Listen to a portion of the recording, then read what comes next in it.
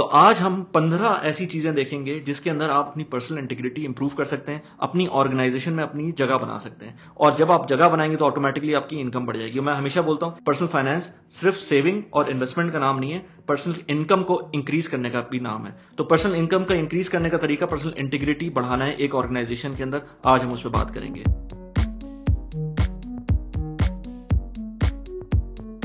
मेरा नाम मोहम्मद वली खान है। पर्सनल फाइनेंस और प्रोडक्टिविटी के ऊपर मैं रेगुलर वीडियोस अपलोड करता हूं। अगर आपको इन दोनों टॉपिक्स में इंटरेस्ट है तो आप बिल्कुल सही जगह पर हैं। Please subscribe to the channel and let's begin.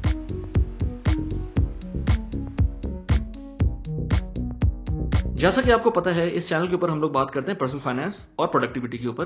तो ये जो टॉपिक है पर्सनल इंटीग्रिटी का, ये भी प्रोडक्टिविटी और पर्सनल फाइनेंस दोनों से ताल्लुक रखता है। उसका रीजन ये है कि आप जब पर्सनल इंटीग्रिटी बढ़ाएंगे एक ऑर्गेनाइजेशन में तो ऑटोमेटिकली आपका जो लेवल है वो बढ़ेगा और उसकी वजह से आपको इंक्रीमेंट्स भी मिलेंगे और आपकी इनकम भी बढ़ेगी। तो अगर हम बात करें, उसको ब्रेक डाउन कर दें, मैं आज आपको 15 चीजें ऐसी बताऊंगा जिसके अंदर आप अपनी पर्सनल इंटीग्रिटी बढ़ा सकते हैं, जिसके अंदर अपनी वर्थ बढ़ा सकते हैं किसी भी ऑर्गेनाइजेशन के अंदर। और खासतौर पे ये वो लोग जरूर सुने जो बिल्कुल नए नए एंटर हो रहे हैं या जिनको थोड़ा सा प्रॉब्लम हो रहा है अपनी कॉर्पोरेट लाइफ के अंदर। तो सबसे पहले डोंट बी एन स्ट्रैटेजी गाय। इसका मतलब ये हुआ कि बेसिकली स्ट्रैटेजी बनाना है तो बहुत अच्छा, लेकिन उसका मतलब ये नहीं है कि आप सिर्फ स्ट्रैटेजी बना लें और इंप्लीमेंटेशन के टाइम पे पीछे मुड़ के कोई देखे तो आप गायब। सही है ना? ऐसा नहीं होना चाहिए। बात यह है कि आप जो भी स्ट्रैटेजी बनाएं उस पे आप ये सोच के स्ट्रैटेजी बनाएं कि आपको खुद प्रैक्टिकली इंप्लीमेंट करनी है। तो आप इवन छोटे लेवल पे हो या बड़े लेवल पे हो, ऐसा नहीं हो कि आपने कोई स्ट्रैटेजी बनाई या कोई मीटिंग की और उसके बाद आपने कुछ बता दिया अपने सबऑर्डिनेट्स को और उनके ऊपर छोड़ दिया कि वो कैसे करेंगे, या अपने जहन में कुछ ऐसी चीजें बना ली जो कोई आइडिया ऐसे प्रेजेंट करते हैं मीटिंग्स के अंदर जो मैनेजमेंट को अच्छे लगते हैं, लेकिन इंप्लीमेंटेशन के टाइम पर आप गायब हो जाते हैं क्योंकि आप कहते हैं भाई मेरा तो काम सिर्फ स्ट्रैटेजी बनाना था। अब आपका काम जाने, आप जाने किस तरह से इसको इंप्लीमेंट करना है। तो ऐसा ना करें। आप जो भी काम करें या जो भी स्ट्रैटेजी बनाएं या जो भी प्लानिंग करें, आप मेक श्योर करें कि उसके अंदर वो प्रैक्टिकल हो और वो इंप्लीमेंट भी हो सके उस ऑर्गेनाइजेशन के अंदर। दूसरा पॉइंट ये है कि stay true to your commitment. जैसे कहते हैं ना, एक बार मैंने कमिटमेंट कर ली तो मैं फिर खुद की भी नहीं सुनता। ऐसे ही होना चाहिए। आपने जो बात एक दफा कह दी, हाँ कभी कभी होता है कि प्रॉब्लम में आ सकते हैं आप, लेकिन ऐसा नहीं होना चाहिए कि आपको हैबिचुअली लोग कहें कि यार ये कमिटमेंट तो कभी पूरी होगी नहीं, इसने जो बोल दिया है तो कभी होगा ही नहीं कंप्लीट। तो इसलिए ऐसा ना करें। आप जो भी कमिटमेंट करें आप ये देखभाल के कमिटमेंट करें कि यार ऐसा मैं कह रहा हूं और अब मैं इसको ऐसा करके दिखाऊंगा। तो प्लीज इस चीज को मेक श्योर करें अपनी प्रोफेशनल लाइफ में भी और पर्सनल लाइफ के अंदर भी कि कमिटमेंट को कभी भी डिसऑनर ना होने दें। एक बात यह कि कॉर्पोरेट लाइफ के अंदर जब भी आप कोई काम करें ना तो हमेशा उसको स्टेप बाय स्टेप करें, या कि इवन प्रोफेशनल लाइफ में या पर्सनल लाइफ के अंदर भी कोई बड़ा टारगेट अचीव करने के लिए आपको बेबी स्टेप लेने पड़ते हैं। और या फिर आप कहें कि आपको स्कोर बोर्ड पर जाना पड़ता है और आप जो लो हैंगिंग फ्रूट्स होते हैं उनको टारगेट करते हैं। अब लो हैंगिंग फ्रूट्स क्या है? बेसिकली लो हैंगिंग फ्रूट्स वो चीजें होती हैं, फर्ज करें आप कोई प्रोजेक्ट कर रहे हैं, आपको पता है इसकी जो पूरा माइलस्टोन है ये 100% का है, लेकिन आपको पता है 50% तक का काम तो बहुत आराम से हो सकता है। आप पहले 50% का काम बहुत आराम से करें ताकि एटलीस्ट आपको वो 50% जब कवर हो जाएगा तो नेक्स्ट 50% का उसको बाद में प्लान करें, लेकिन पहले 50% एटलीस्ट आप कर लें ताकि आपको जो अपनी प्रोग्रेस है वो खुद भी नजर आए और दूसरों को भी नजर आए। और हर चीज को क्वांटिफाई करें परसेंटेज में। जब परसेंटेज में आप क्वांटिफाई करेंगे ना तो ऑटोमेटिकली हर चीज का आपको विजुअलाइजेशन होने लगेगी कि यार हाँ यार ये इस तरह से मैं कर सकता हूं, ये इतना टाइम है, इसको मैं कर सकता हूं कि नहीं कर सकता हूं। Fourth point, figure out the company needs and realign your goals accordingly. अब आप जिस कंपनी में काम कर रहे हैं या तो आप उस कंपनी में काम करें और पूरी तरह से काम करें, या अगर आपको उनके गोल्स अपनी अलाइनमेंट के साथ मैच नहीं करते हुए लग रहे तो आप छोड़ दें उस काम को। क्योंकि अगर आप दिल से काम नहीं कर रहे और आप उसको समझ रहे हैं कि वो काम सही नहीं हो रहा उस कंपनी के अंदर, तो better to leave the company rather than just clinging on to it. तो आप बेसिकली जैसे फर्स्ट करें, आपको कस्टमर सर्विस के अंदर किसी जगह जॉब मिली है, उधर का रूल ये है कि भाई customer service of course phone line के ऊपर है तो वो आपको हर सूरत में ऑफिस 8 बजे पहुंचना है और आपकी छुट्टी 5 बजे होगी, या हो सकता है कभी कभी लेट हो जाए। तो अगर 8 बजे पहुंचना है और 5 बजे छुट्टी हो रही है तो आपको 8 बजे ही पहुंचना है। आप ये नहीं कर सकते कि आप कहें कि नहीं यार मैं तो 10 बजे स्टार्ट करूंगा तो मैं भले 8-10 बज जाए 9 बज जाए मुझे मसला नहीं है, लेकिन जो चीज है वो है। अगर कंपनी ने बोला है कि भाई 8 बजे से कॉल्स स्टार्ट हो जाएंगी, आपको वहां जाना है तो लाजमी आपको जाना है। तो मेक श्योर कि आप अपनी जितनी भी प्रायोरिटीज हैं वो कंपनी के साथ अलाइन करें। अगर आप नहीं करेंगे तो आप ना तरक्की करेंगे ना इंसाफ करेंगे काम के साथ। नंबर 5 पे बहुत इंपॉर्टेंट चीज ये कि आप क्रॉस फंक्शनल स्किल्स सीखें। यानी कि फर्ज करें आप इंजीनियर हैं या आईटी प्रोफेशनल हैं, तो मेक श्योर करें कि आपको आइडिया हो कि बाकी डिपार्टमेंट्स कैसे काम कर रहे हैं। एचआर कैसे काम कर रही है, फाइनेंस कैसे काम कर रही है, एडमिन कैसे काम कर रही है, ताकि आपको उनकी स्ट्रेंथ्स का और वीकनेसेस का भी पता चल सके। यानी कि अगर आपको फर्ज करें फाइनेंस कहती है कि भाई ये आपने जो बिल सबमिट कराया है या आपके वेंडर को हमने अप्रूव नहीं किया है फॉर सम रीजन, तो वो क्यों नहीं किया है, ताकि आपको उनका जो बेंचमार्क्स हैं वो भी पता चल सके।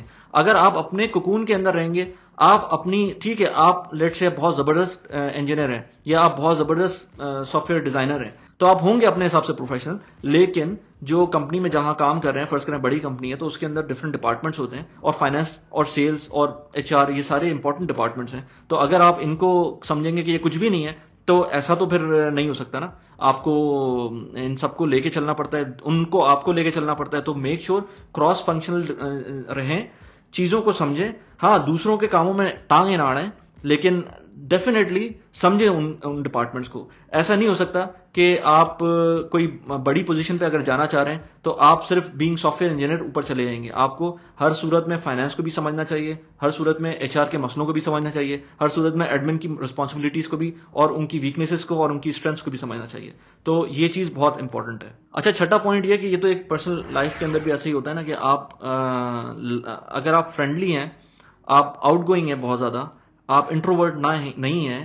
वैसे इंट्रोवर्ट होना एक बुरी बात भी नहीं है, लेकिन अच्छा है कि अगर आप आउटगोइंग हैं ज्यादा, तो वो ज्यादा बेहतर है। आप फ्रेंड्स बनाएं दूसरों के साथ, एक्स्ट्रा माइल तक जाएं, दूसरों की हेल्प करें, लेकिन इतना भी एक्स्ट्रा माइल ना चले जाएं कि वो आप लोग आपसे आपकी वीकनेस समझने लगे इस चीज को। लेकिन मेक श्योर करें आप जितना हेल्प आउट कर सकें अपनी कैपेसिटी के अंदर वो करें। Being nice to others gives unplanned dividends, ये याद रखिएगा, क्योंकि आपको नहीं पता आज आप किसी बंदे के साथ कोई अच्छा काम कर रहे हैं, उसके दिल में आपके लिए अच्छाई आ गई है, 10 साल बाद हो सकता है वो ऐसी जगह पर बैठा हो कि आपको कोई हेल्प आउट कर सके, ऐसी जगह पर जहां पर आपको कोई प्रॉब्लम हो। मैं ऐसे बहुत सारे एग्जांपल्स में जानता हूं, दोनों एग्जांपल्स में जानता हूं, जिसके अंदर किसी ने किसी के साथ इनिशियली बुरा किया हो और किसी ने किसी के साथ इनिशियली बहुत अच्छा किया हो। इन दोनों केसेस में अच्छा नहीं होता। फिर मतलब जिसने अच्छा नहीं किया वो उसको पता चलता है 10 साल बाद, अगर इस तरह होता है तो वो सामने जब नजर आते हैं, एक दूसरे से मिलते हैं, हो सकता है जिसके साथ आपने अच्छा नहीं किया, फर्ज करें आप किसी इंटर्न के साथ अच्छी बात नहीं करते, अच्छी तरह से नहीं रहते उसके साथ, वो पूरी जिंदगी याद रखेगा आपको। और जब आप 10 साल बाद उससे मिलेंगे ना, तो वो आपको उसी हिसाब से, उसी फ्रेम ऑफ माइंड से देखेगा। लेकिन मैं जानता हूं अगर आप किसी से अच्छी तरह से बात करेंगे इन बिगिनिंग ईयर्स, अगर किसी को अच्छी तरह से उसको रिस्पेक्ट देंगे, उसको हेल्प आउट करेंगे, वो जिंदगी भर आपको याद रखेगा। और वो आपको जब अब जैसे मैं एग्जांपल दूं, तो मैं एक फ्रेंड को जानता हूं जो कि अभी रिसेंटली कनाडा मूव हुए हैं, और वहां पर वो उस बंदे के अंडर काम कर रहे हैं इस वक्त जो उनके पास इंटर्नशिप पे काम करता था जिस जमाने में वो यहाँ पाकिस्तान के अंदर काम करते थे। तो आप समझे, लेकिन क्योंकि मुझे पता है कि दोनों एक दूसरे के साथ बहुत अच्छे जेलन हो गए थे उसी जमाने में, तो वो लोग काफी अच्छे टर्म्स के ऊपर हैं, बल्कि वो काफी रिस्पेक्ट देता है। बीइंग हिज मैनेजर वो काफी उनको रिस्पेक्ट देता है। इनफैक्ट उसकी जॉब भी उसी की वजह से मिली थी कनाडा के अंदर। तो it depends, so never make enemies. अब किसी एक बंदे का तो कुछ नहीं पता होता ना, कि हो सकता है कोई ऐसा बंदा हो जिसकी नेचर ही ऐसी हो, तो वो दुनिया को पता होता है, वो सिर्फ आपके साथ मसला नहीं होगा।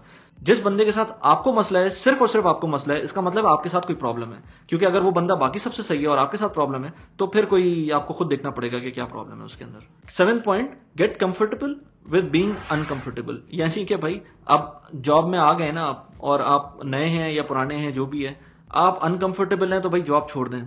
कंफर्टेबल रहना चाहते हैं तो फिर आप, अगर जॉब में सिचुएशन ऐसी नहीं है, आपकी ऑर्गेनाइजेशन ऐसी नहीं है कि आपको कंफर्टेबल रहने दे रही है, तो आप उसको एक नॉर्मल ट्रेंड बना लें। मैं ये नहीं कह रहा कि आप उसको अपने दिमाग पे चढ़ा लें and you just stay in the toxic environment, बिल्कुल ऐसा नहीं होना चाहिए। लेकिन अगर कहीं का माहौल ही ऐसा है तो आप बेहतर ये कि छोड़ दें उस जगह को। या फिर अगर माहौल ऐसा नहीं भी है और सब कुछ ठीक है, तब भी मैं कहता हूं बंदे को अनकंफर्टेबल होना चाहिए।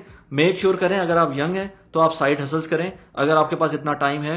इनफैक्ट टाइम तो होता ही है हर यंग बंदे के पास, वो टाइम को किस तरह यूटिलाइज करता है ये उसके ऊपर डिपेंड करता है। लेकिन आप मेक श्योर करें कि अनकंफर्टेबल होकर अपने आप को कंफर्टेबल फील करें। 9 to 5 की जॉब करें, साथ में कोई साइड हसल करें। साइड हसल पे मैंने वीडियोस बनाई हैं, definitely go watch them out. Number 8 point, train yourself to be open minded versus close minded. इसका क्या मतलब हुआ? ओपन माइंडेड के लोग क्या करते हैं? ओपन माइंडेड के लोगों की अगर कुछ क्वालिटीज में देखूं तो वो लिसनर बहुत अच्छे होते हैं, they are very good listeners. फिर उसके बाद वो क्यूरियस बहुत होते हैं, इसके अलावा वो जेन्युइनली क्वेश्चंस आस्क करते हैं, ये होते हैं ओपन माइंडेड। अगर क्लोज माइंडेड की बात करें तो क्लोज माइंडेड के लोग स्टेटमेंट्स देते हैं रादर देन मेकिंग क्वेश्चंस। इसके अलावा फोकस करते हैं कि हम राइट हों, हमें सब समझें कि हम सही हैं, जबकि ये जरूरी नहीं है। आप पॉलिटिकली रॉन्ग भी हो सकते हैं, पॉलिटिकली करेक्ट होना हर वक्त जरूरी नहीं है। अगर आप सही हैं तो इसका इट डजंट मैटर कि लोग आपको क्या समझ रहे हैं, अगर आप सही हैं तो सही हैं, तो फोकस ना करें बीइंग राइट होने के ऊपर। और जो सबसे बड़ा एक पॉइंट है ना जिसको आप क्लोज माइंडेड पर्सन को फॉरन ग्रास्प कर सकते हैं कि ये बंदा क्लोज माइंडेड है कि नहीं है, वो है आप उसको देखें, सबसे ज्यादा वही बोलेगा, जो सबसे ज्यादा बोलेगा वो सबसे ज्यादा क्लोज माइंडेड है। वो मैं करता रहता है और उसको इसके अलावा कुछ नहीं आता, ठीक है ना। तो ज्यादा बोलने वाला, हाँ कुछ लोग होते हैं जो अच्छा बोलते हैं, that is not those kind of people are different. लेकिन मैं बात कर रहा हूं जो फजूल में बहुत ज्यादा बोलते हैं, फजूल में बहुत ज्यादा नहीं बोलना चाहिए, क्लोज माइंडेड पीपल की निशानी होती है। 9th पॉइंट, हर चीज को जो भी काम करें, मैंने इस पर टिकटॉक वीडियोस बनाई हैं, वैसे आप टिकटॉक चैनल मेरा जरूर देखें और इस वीडियो को लाइक करें, प्लीज सब्सक्राइब करें चैनल को। मैं ये कह रहा था कि अगर आप 9th पॉइंट के अंदर जो चीजें आपके जहन में आ रही हैं उनको पेपर पे लिखते जाएं। आजकल मैंने देखा है लोग इलेक्ट्रॉनिकली चीजें यूज कर रहे होते हैं, आईपैड्स पे नोट कर लेते हैं, आईफोन पे यूज कर लेते हैं, फोन्स पे यूज कर लेते हैं, फोन पे नोट कर लेते हैं, इसके अलावा लैपटॉप पे नोट्स बने हुए होते हैं, कैलेंडर्स होते हैं, सब कुछ है।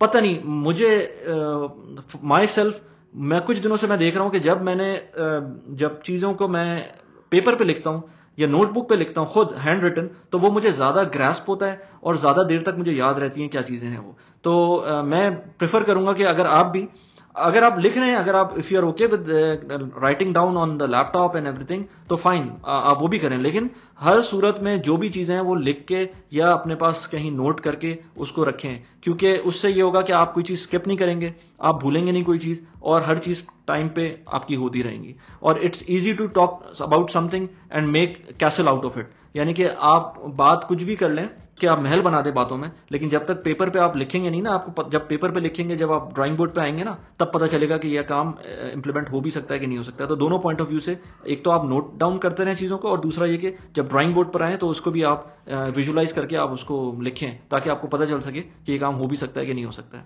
नंबर 10 पॉइंट ये है कि learn to disagree and comment. मतलब ये कि आप यस बॉस वाला एटीट्यूड ना रखें।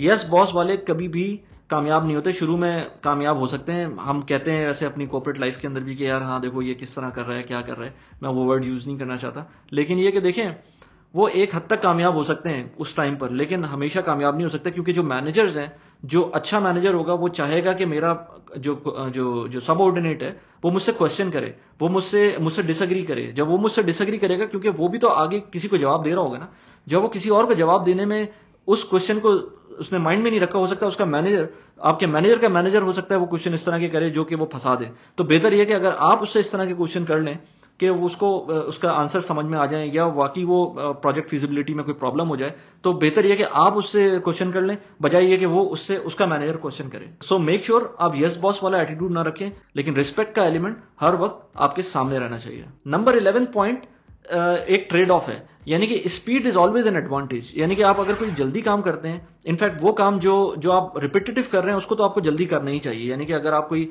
ऐसा काम एक्सेल के अंदर कर रहे हैं जिसके अंदर आपको बार बार रोजाना एक ही काम कर रहे हैं, या हफ्ते में एक दफा या 2 हफ्ते में एक दफा करना है वो काम, और आप उसको उसी तरह कर रहे हैं, तो फिर तो आपको स्पीड अप लाजमी होना चाहिए। इसके अलावा भी वैसे तो कहते हैं जल्दी का काम शैतान का होता है, लेकिन मैं कहता हूं जल्दी काम कर लेना चाहिए। अगर वो एक्यूरेट काम है तो जल्दी होना चाहिए। फर्ज करें एक बंदा एक्यूरेसी से बहुत जल्दी काम करता है और एक बंदा देर भी लगा रहा है, वो एक्यूरेसी भी नहीं है, तो फिर कौन सा बंदा सही होगा आपके ख्याल में? या फिर एक बंदा ऐसा है जो एक्यूरेसी से डिले करता है काम में, लेकिन एक बंदा है जो जल्दी करता है लेकिन वो गलत करता है काम, वो भी एक सही चीज नहीं है। हर चीज का एक इक्विलिब्रियम होना चाहिए। आप मेक श्योर करें कि जो आप काम कर रहे हैं वो आप इंडस्ट्री के अंदर स्टैंडर्ड बन जाए, और उससे आपसे तेज कोई और काम ना कर सके और उतना एक्यूरेसी के साथ भी ना कर सके। इससे आपको ही फायदा होगा। मैं ये नहीं कह रहा कि आपकी वाह वाह हो जाएगी, आपको अपने लिए फायदा होगा। आप जब नेक्स्ट जॉब में जाएंगे या नेक्स्ट कोई टास्क कर रहे होंगे तो आपको पता होगा कि बाकी चीजों को कैसे क्विकन अप करना है। नंबर 12 के ऊपर keep the communication way open. Communication जो वे है वो हमेशा ओपन होना चाहिए। आपको हर सूरत में अपनी प्रोग्रेस, जो भी काम चल रहा है, जो भी प्रोजेक्ट चल रहा है, अपने नीचे वालों से भी कम्युनिकेशन रखनी चाहिए, अपने ऊपर वालों से भी कम्युनिकेशन रखनी चाहिए। कम्युनिकेशन गैप कभी नहीं आना चाहिए, और ये एक बहुत बड़ा रीजन है कम्युनिकेशन गैप का जो ऑर्गेनाइजेशन में देखा जाता है कि डिफरेंट डिपार्टमेंट्स के अंदर कम्युनिकेशन गैप होती है, with in the team communication gap होती है, जो कि नहीं होना चाहिए। तो मेक श्योर करें आपकी अपनी कम्युनिकेशन पूरी हो, आपको जितना दूसरे को बताना है वो पूरा का पूरा प्रॉपरली एक्सप्लेन्ड हो। कभी कभी होता है ना, लोग ईमेल्स इस तरह की करते हैं जो वेग होती हैं। आप हमेशा ईमेल राइटिंग के वैसे बहुत सारे कोर्सेज हैं जो आपको देख लेना चाहिए, आपको हर जगह मिल जाएंगे, यूट्यूब भरा पड़ा है इस तरह की वीडियोस से कि किस तरह से ईमेल राइट करना चाहिए। मैं कहता हूं कम्युनिकेशन में, कॉर्पोरेट लाइफ के अंदर email communication is very important. एक ईमेल से ही आपको कभी कभी ऐसा जरूरत भी नहीं पड़ती, आप कोई प्रेजेंटेशन भेज रहे हैं, कभी कभी ऐसा होना चाहिए कि आपको प्रेजेंटेशन ओपन करने की जरूरत ही ना पड़े आपके मैनेजर को, और आपकी ईमेल ही इतनी सेल्फ एक्सप्लेनेटरी हो कि वो उसी तरह उसको समझ में आ जाए। तो कम्युनिकेशन इज वेरी इंपॉर्टेंट, और इसके लिए आपकी स्किल्स भी होनी चाहिए, अपनी स्किल्स को आप इंप्रूव करना चाहिए कि किस तरह से आप इफेक्टिवली कम्युनिकेट करें। नंबर 13 पे, be a team player. Team player, इसके ऊपर तो, इसमें तो मेरे ख्याल से किसी को दो राय होंगी नहीं, इतना वर्ड, इतना बड़ा जार्गन है ये कि बी अ टीम प्लेयर और इस तरह की। तो इसमें अकोमोडेटिव होना चाहिए, आपको दूसरों की मसलों को समझना चाहिए, अपनी बातों को एक्सप्रेस करना चाहिए, और इसके अलावा एटीट्यूड, एक पॉजिटिव एटीट्यूड रखना चाहिए। वंस आप ये सारी चीजें करेंगे तो आपको पता है एक सिंगल बंदा हर चीज नहीं कर सकता, बंदे को पूरी टीम चाहिए होती है किसी भी प्रोजेक्ट को एग्जीक्यूट करने के लिए, और आप अकेले कुल नहीं है। तो बेहतर यह है कि अपने आप को उसी हिसाब से रखें और make sure you are a team player. Number 14 के ऊपर आप मेक श्योर करें आप मास्टर कर लें सेल्स एंड नेगोशिएशन स्किल्स को। देखें, आप भले सेल्स में ना हो, आप भले लेट्स से, अगेन मैं कहता हूं आप इंजीनियर हैं, इंजीनियर का नॉर्मली सेल्स से ताल्लुक नहीं होता। अगर टेक्निकल साइड पर आप हैं या आप सॉफ्टवेयर डेवलपर हैं तो आपका सेल्स से ताल्लुक उस तरह से नहीं होगा, लेकिन अपनी जो स्किल्स हैं या अपनी जो बात है उसको भी सेल करना पड़ता है ना। तो सेल्समैन तो हर जगह काम आता है, सिर्फ ये नहीं है कि सेल किसी फिजिकल चीज को सेल करना है, आपको अपनी स्किल्स को भी सेल करना है, आपको अपने आप को सेल करना है, आपको अपने आप को इफेक्टिवली सेल करना है। और इसके अलावा negotiation skills are very important as well. आपको जरूरी नहीं कि प्राइस हैगलिंग के अंदर आप नेगोशिएशन कर रहे हैं, आप लेट से अपने पॉइंट को प्रूव करने के लिए भी नेगोशिएशन कर सकते हैं, किसी के साथ भी, अपने कोलीग्स के साथ, अपने मैनेजर के साथ, अपने नीचे वाले के साथ। अगेन रिस्पेक्ट का एलिमेंट रहना चाहिए, लेकिन नेगोशिएशन में कोई बुराई नहीं है। नंबर 15 एंड वेरी इंपॉर्टेंट, आप हमेशा अपने से 1 से 2 लेवल ऊपर के लोगों को देखें, वो क्या कर रहे हैं, वो कैसे कर रहे हैं, उनकी क्या ड्रेसिंग है, या वो किस तरह से बात करते हैं, वो किस तरह से लोगों से इंटरेक्ट करते हैं, वो आपसे कैसे इंटरेक्ट करते हैं। अगर तो आपको पता है this is the job, this is the company, this is the domain you are interested in, तो फिर डेफिनेटली आप go for your higher management. जो भी आपसे 1 लेवल या 2 लेवल ऊपर के लोग हैं उनको आप देखें, उनको आइडियलाइज करें, और उनके जिस तरह वो लोग काम करें उस तरह काम करें। अनलेस आपके अंदर इतना तो अकल है कि जो सामने वाला बंदा है वो इस काबिल है कि नहीं है उसको फॉलो करना, लेट से अगर वो इस काबिल नहीं है फॉलो करना तो ना करें। लेकिन अगर तो आपको लगता है कि ये सब कुछ ठीक है, अगर सब कुछ ठीक लगता है तो make sure to idealize them, to follow them, ताकि आपको एक मेंटोर मिल सके आपकी अपने डोमेन का, जिसको आप एटलीस्ट फॉलो करके 1, 2 साल, 3 साल के अंदर आपको पता हो कि मुझे यहां पहुंचना है, तो मैं इस तरह से एक्ट करूंगा तो मुझे यहां तक आराम से, चाहे इस ऑर्गेनाइजेशन में चाहे किसी और ऑर्गेनाइजेशन में, मैं पहुंच सकता हूं। सो लेट मी नो कैसी लगी वीडियो आपको, प्लीज कमेंट करें नीचे और मुझे बताएं कि अगर आपको वीडियो अच्छी लगी हो तो प्लीज सब्सक्राइब कर दें चैनल को, लाइक करें वीडियो को। Thanks a lot, bye bye.